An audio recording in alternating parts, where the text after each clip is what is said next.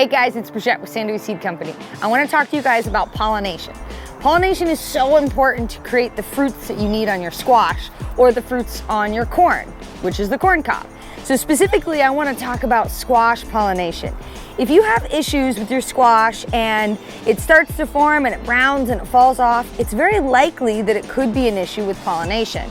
Luckily for you, you can aid the plant in that process. It's very simple.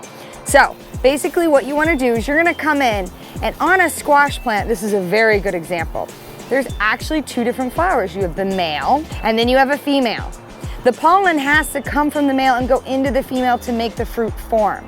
If you don't have a lot of pollinators on your property, or if you're only growing one squash plant, this can be problematic because maybe there weren't two flowers open at the same time, or perhaps you don't have enough insects that are moving pollen, but you can physically do it for the plant.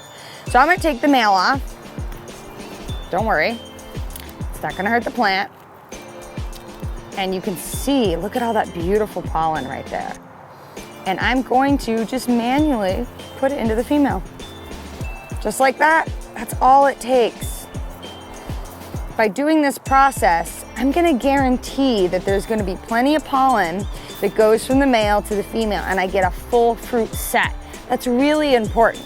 So how do you know which one is male and female?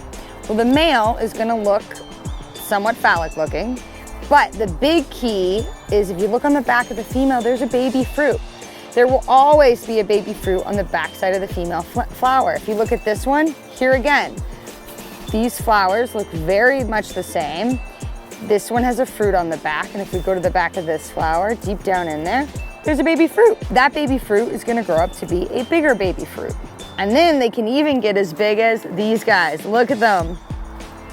You can see on this plant we have a miniature, so it's not a baby, but it's definitely growing. And then we have these adult-sized squashes that need to be picked and eaten right away. So what's important to know is the male flower, the female flower, and then if you want full pollination, the pollen has to go from the male to the female. You can wait for insects to do it, like you've got this bee in here, and he's definitely moving some pollen around. But if you don't have a lot of pollinators on your property, or you don't have that many flowers open at a time, you can just manually go in there and pollinate the flowers and ensure that you get plenty of fruit set.